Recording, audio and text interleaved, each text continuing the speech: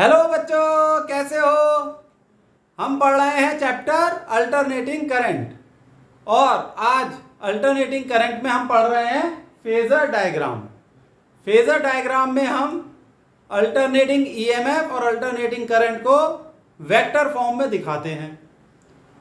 पिछले video lecture में हमने इस टॉपिक में जो सर्किट कवर करा था वो था सर्किट हैविंग रेजिस्टेंस ओनली, यानी वो सर्किट जिसमें सिर्फ एक रेजिस्टेंस होती है, उसका फेजर डायग्राम हमने बनाया था। ये सबसे सिंपल फेजर डायग्राम था, इसलिए रेजिस्टेंस वाले सर्किट से ही हमने शुरू करा था। आज हम पढ़ेंगे सर्किट हैविंग इंडक्टेंस ओनली, यानी ऐसा सर्किट जिसमें सिर्फ इंडक्टेंस होती है, और इसको हम कहते हैं pure inductive circuit. Pure inductive circuit.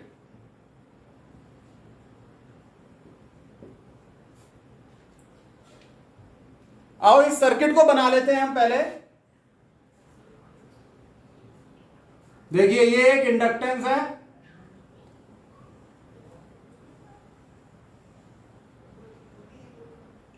और इससे एक एसी सप्लाई जुड़ी हुई है। क्या जुड़ी हुई है? AC supply. ये एसी सप्लाई का सिंबल है, लिख लेते हैं। एसी सप्लाई है ये। ईएमएफ की इक्वेशन होती है equal to E not sine omega T. ठीक है बच्चों, ये आपको पता ही है। ये इंडक्टेंस है, ये एसी सर्किट, एसी सप्लाई का सिंबल, और ये एसी सप्लाई में ईएमएफ की इक्वेशन। अब एक इंस्टेंट पे करंट मान लेते हैं इस डायरेक्शन में फ्लो कर रहा है current I, instantaneous current I. AC circuit में या एसी सप्लाई में करंट की डायरेक्शन पीरियोडिकली चेंज होती है। तो कभी करंट ऐसे जाएगा, कभी ऐसे, कभी फिर ऐसे, फिर ऐसे। पीरियोडिकली करंट की डायरेक्शन चेंज होती रहेगी, लेकिन हमने मान लिया एक इंस्टेंट पे करंट की डायरेक्शन है ये, ठीक, इस तरीके से। इस इंडक्टेंस को हम लिख देते हैं एल। एल क्या है? इंडक्टेंस। जब इस इंडक्टेंस के अंदर करंट जा रहा है और करंट समय के साथ वेरी कर रहा है, उसका मैग्नीट्यूड वेरी कर रहा है, तो इसके अंदर एक इंडक्टेंस के अंदर एक सेल्फ ईएमएफ जनरेट होती है, जिसको हम डिनोट करते हैं इस लेटर से, और उसका फॉर्मूला होता है L D I by D T. D I by D T क्या है? Rate of change of current, और एल इंडक्टेंस। ये करंट समय के साथ किस तरीके से बदल रहा है, ये होता है D I by D T. अब जब एक ईएमएफ इंड्यूस हो गई है तो ऑब्वियसली जाहिर सी बात है कि करंट भी इंड्यूस होगा, और वो जो करंट इस इंडक्टेंस के अंदर फ्लो करता है उसकी डायरेक्शन आई करंट के अपोजिट होती है। ये हमने सेल्फ इंडक्टेंस वाले वीडियो में पढ़ा था, चाहो तो दोबारा चले जाना बच्चों, उसे देख लेना। तो जो अंदर करंट होगा उसकी डायरेक्शन होगी ये इस तरीके की। देखो, तो ईएमएफ को हम ऐसे शो करेंगे। करंट फ्लो करता है higher potential to lower potential, तो यहां प्लस और यहां माइनस। ये ईएमएफ है, यानी एक बैटरी की तरह हमने शो करा है इसे, ठीक है। इसकी वैल्यू क्या है? दिस स्मॉल ई कह सकते हैं इसे, ठीक, सही है बच्चों। यहां तक तो क्लियर है। अब बच्चों हमारे सामने परिस्थितियां कुछ ऐसी हैं कि एक सर्किट में जो एसी सप्लाई है उसकी ईएमएफ है ई, कैपिटल ई, उसकी करंट की डायरेक्शन है ये, और अंदर जो इंड्यूस ईएमएफ है वो है ये स्मॉल ई, उसकी डायरेक्शन अपोजिट है। अब दोनों ईएमएफ की डायरेक्शन अपोजिट हैं, तो अगर हम किरचॉफ लॉ लगाएं, जैसे मान लो रेड मार्कर से शो करें, किरचॉफ लॉ की डायरेक्शन, तो किरचॉफ लॉ हम इस तरीके से लिख सकते हैं, E minus epsilon equal to 0। Kirchhoff law से हमने ये इक्वेशन लिखी। हालांकि किरचॉफ लॉ आप लगाइए, लेकिन कुछ बातें ऐसे भी समझ में आ जाती हैं कि एक ईएमएफ ये है जिसकी डायरेक्शन इस तरीके से है, दूसरी ईएमएफ उसमें करंट की डायरेक्शन अपोजिट है, तो जाहिर सी बात है इक्वेशन बनेगी E इक्वल टू स्मॉल ई। सही है, तो हमने ऐसे लिख दिया, किरचॉफ लॉ लगा के लिखा है हमने। E जो कि सेल्फ इंड्यूस्ड ईएमएफ है, इसकी वैल्यू हम इस इक्वेशन में रख देते हैं, तो ये आएगा E minus L di by dt equal to 0। ये हो गया L di by dt equal to capital E। सही है, बिल्कुल, इसमें कोई परेशानी नहीं। कैपिटल E की equation E naught sine omega T यहां रख दो, L di by dt equal to E naught sine omega T. ऐसे भी लिख सकते हैं di equal to E naught by L sine omega T into D T.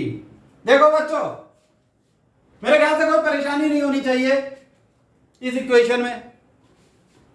di equal to E naught by L sine omega T D T, L यहां आ गया, D T यहां multiply हो गया।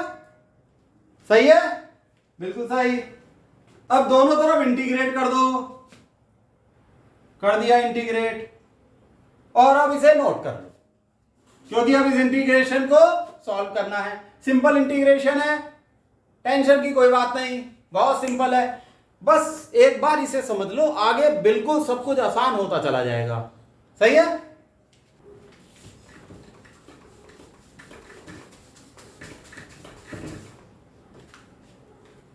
इस इक्वेशन को ऊपर लिख लेते हैं, integration D I equal to integration E naught by L sine omega T D T.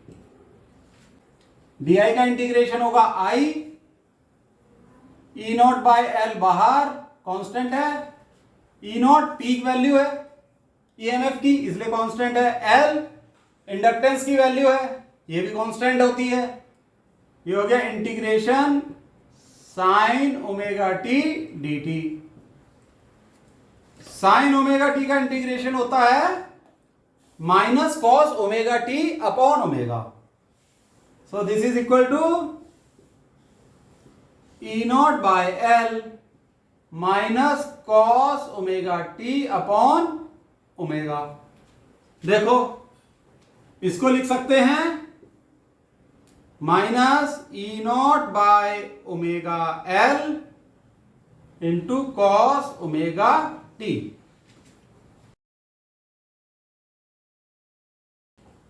एक चीज पे जरा गौर फरमाओ, हम इसे अगर हम रिप्लेस कर दें, E naught by omega L को हम लिख दें I नॉट। ठीक है, हमने लिखा I equal to minus I naught cos omega T.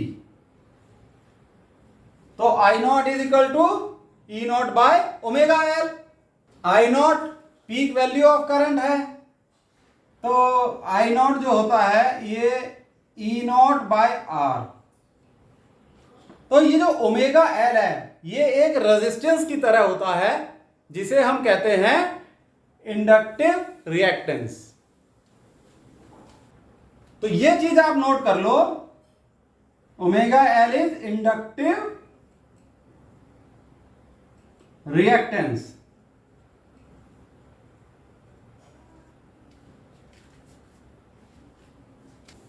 इसे रब कर रहे हैं और ये इंपॉर्टेंट पॉइंट लिखवा देते हैं, क्योंकि ये वाकई एक बहुत इंपॉर्टेंट पॉइंट है।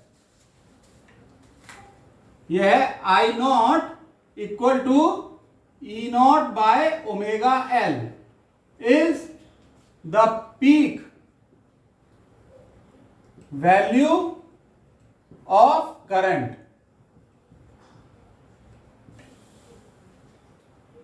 Omega L is like a resistance, we call it as inductive reactance।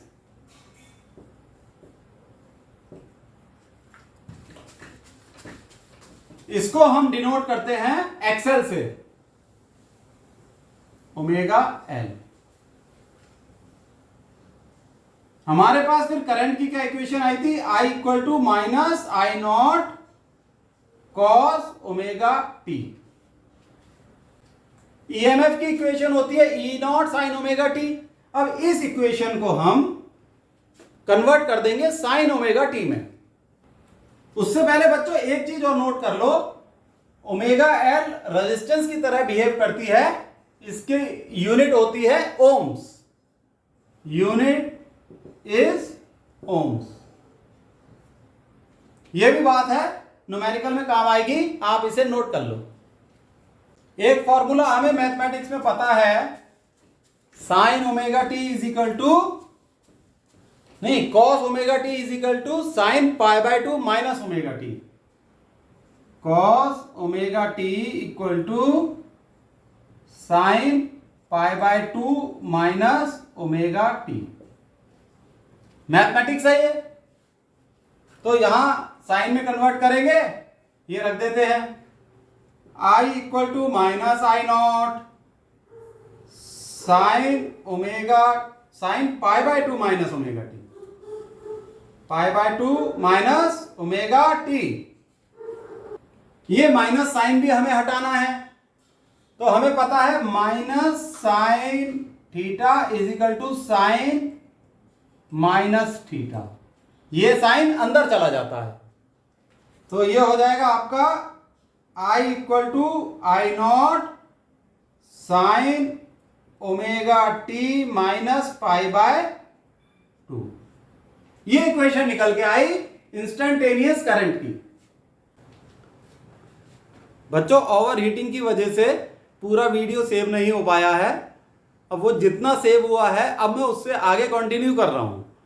तो हमने इक्वेशन निकाली थी करंट की, I equal to minus I not sine pi by two minus omega t, और ईएमएफ की इक्वेशन थी E equal to E not sine omega t. सही है, यहां तक हम कर चुके थे। अब ये माइनस साइन को अगर हम अंदर ले जाएं तो ये हो जाएगा I equal to I not sine omega t minus pi by two. सही है, क्योंकि आपको पता है मैथमेटिक्स में हमने पढ़ा है minus sine theta is equal to sine minus theta, ये हमने मैथमेटिक्स में पढ़ा है। तो अब ये तो आई की इक्वेशन आ गई और ये ईएमएफ की इक्वेशन, तो इसके बगल में लिख लेते हैं E equal to E not sine omega t. ये कहलाता है फेज, ये करंट का फेज है और ओमेगा टी किसका फेज है, ईएमएफ का। तो करंट ईएमएफ से फेज में कितना लैग कर रहा है, पाई by two, minus pi by to है ना, तो करंट लैग कर रहा है। तो ये इंपॉर्टेंट कंक्लूजन है जो निकल के आई। हम इसे लिख लेते हैं, in pure inductive circuit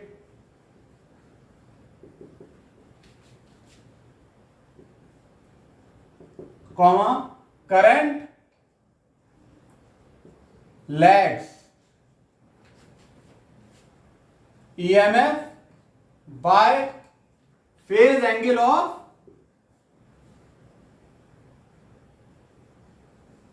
of 90 degree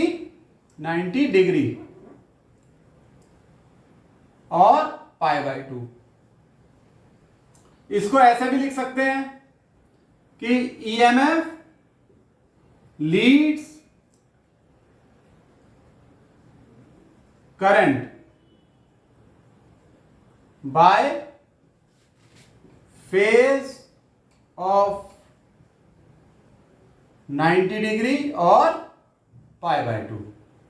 तो कॉम्पिटेटिव एग्जाम्स में किसी भी तरीके से पूछा जा सकता है, करंट लैग करता है 90 डिग्री और ईएमएफ से के पॉइंट ऑफ व्यू से पूछे तो ईएमएफ लीड करता है 90 degree in comparison to current. आई बात समझ में? नोट कर लो, ये इंपॉर्टेंट कंक्लूजन है, नोट कर लो आप बच्चों। ये कैमरे से मिस हो रहा था, minus sine theta is equal to sine minus theta, उसी के आधार पे यहां साइन चेंज हुआ है। तो बच्चों ये रब कर रहा हूं, अब हम बनाएंगे फेज डायग्राम।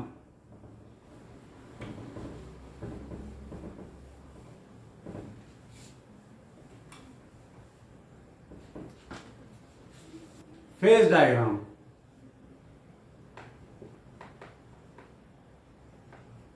फेज नहीं, फेजर डायग्राम बोलते हैं इसे।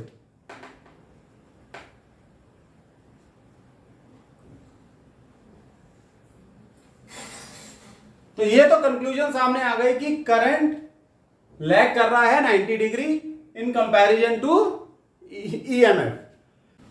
तो फेजर डायग्राम में हमने पहले ये दो एक्सेस बनाई और ईएमएफ की मैक्सिमम वैल्यू, इसको हमने वेक्टर फॉर्म में शो किया। ये क्या है? E not. और एंटी क्लॉकवाइज ये एंगल होता है ओमेगा टी।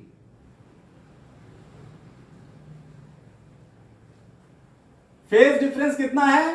π/2।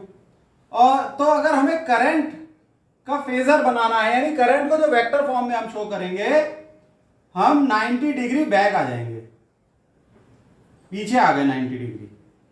तो ये हो गया करंट।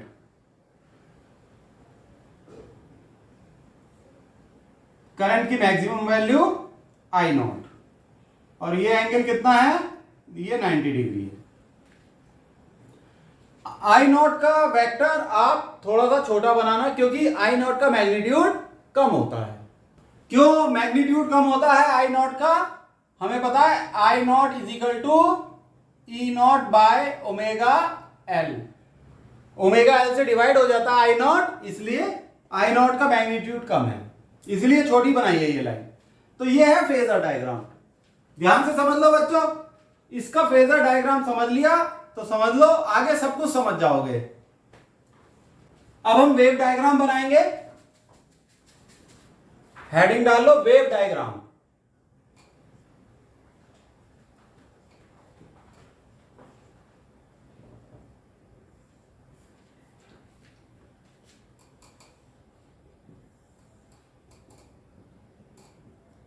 एक्स एक्सेस पे टाइम, वाई एक्सेस पे ईएमएफ। ईएमएफ की इक्वेशन आप देख रहे हैं, ये एक साइन कर्व है और t इक्वल टू 0 पे साइन 0 होगा, तो ये तो सिंपली एक साइन कर्व बन जाएगा ऐसे।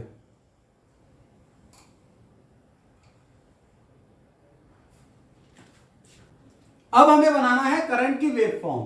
तो करंट की वेव फॉर्म बनाने के लिए हम ओमेगा को लिख देंगे 2 पाई अपॉन टी। ओमेगा की ये वैल्यू करंट की इक्वेशन में रखेंगे, ईएमएफ की इक्वेशन में भी रख दो, जिससे कि वेव फॉर्म का कंपैरिजन समझ में आ जाए। तो आई हो जाएगा आई नॉट साइन, ओमेगा की जगह रख दो 2 pi upon t into t minus π/2। E हो जाएगा ई नॉट साइन, ओमेगा की जगह रख दो 2 pi upon t into T. T क्या है? Time period, means complete cycle T time में पूरी हो रही है। ये एक साइकिल है। यहां कितना होता है? t/2। ये है 0। मैक्सिमम वैल्यू मिलती है t/4 पे। अब एक टेबल बनाते हैं।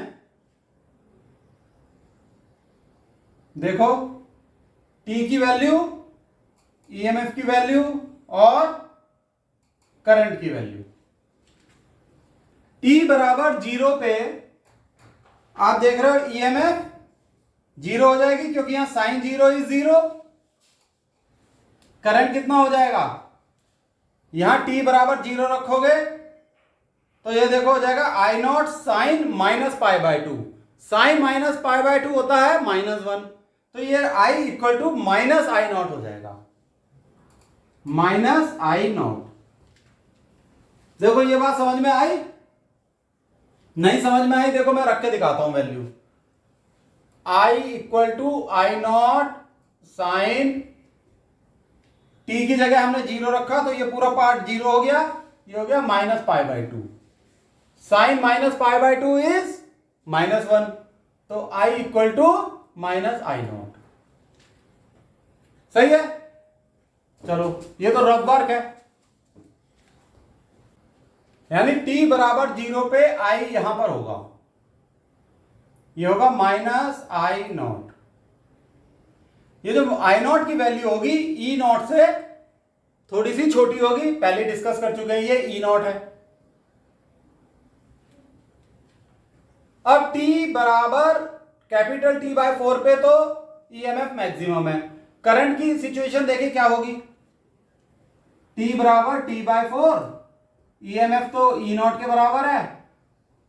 यहां से भी पता लगता है, यहां T बाय 4 करोगे, t की वैल्यू T बाय 4 रखोगे तो 2 pi t into t by 4, t से t कैंसिल, 2 से 4 क्या 2 रह जाएगा, ये होगा साइन पाई बाय 2।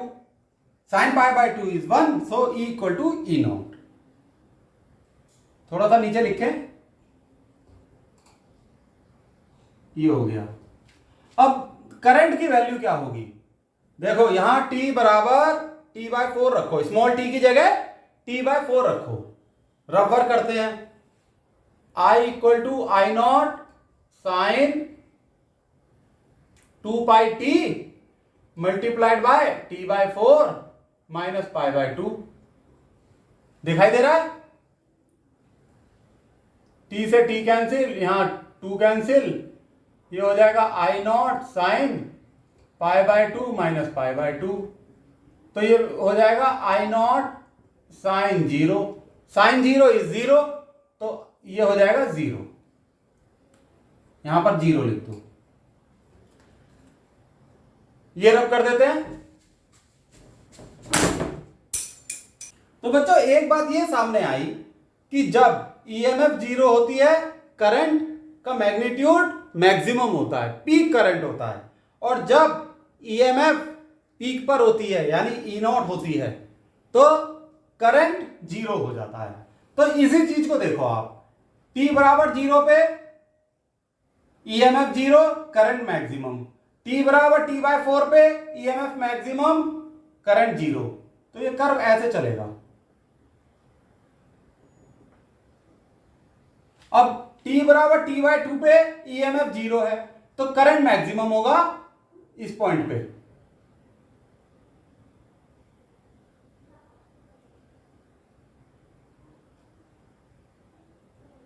ये इस यहां पर करंट, सॉरी यहां पर ईएमएफ मैक्सिमम है तो करंट 0 हो जाएगा। यहां ईएमएफ 0 है तो करंट मैक्सिमम हो जाएगा आई नॉट के बराबर। तो ये इस तरीके से चलेगा कर्व।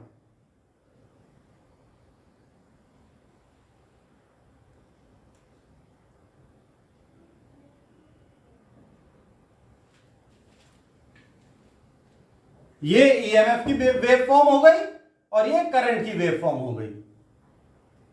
आगे बच्चों आपको ये बात समझ में?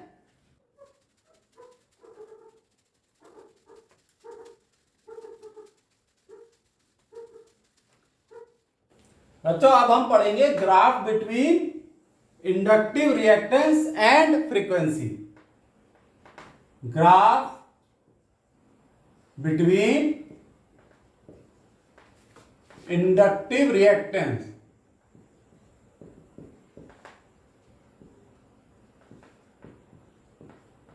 हम इसको डिनोट करते हैं एक्सएल से, and frequency.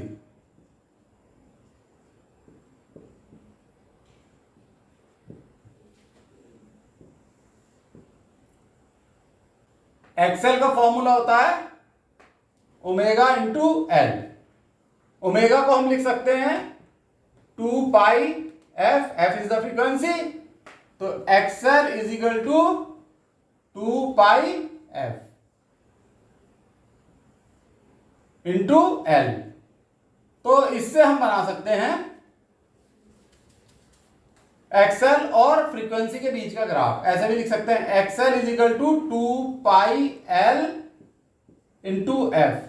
2 pi L constant है, तो ये ग्राफ एक्सएल और एफ के बीच एक स्ट्रेट लाइन होगी। यहां बनाया हमने एक्सएल, एक्स एक्सेस पे लिया फ्रीक्वेंसी, और ये होगी आपकी स्ट्रेट लाइन, ओरिजिन से पास होगी। सही है बच्चों? ये भी कभी कभी पूछ लिया जाता है।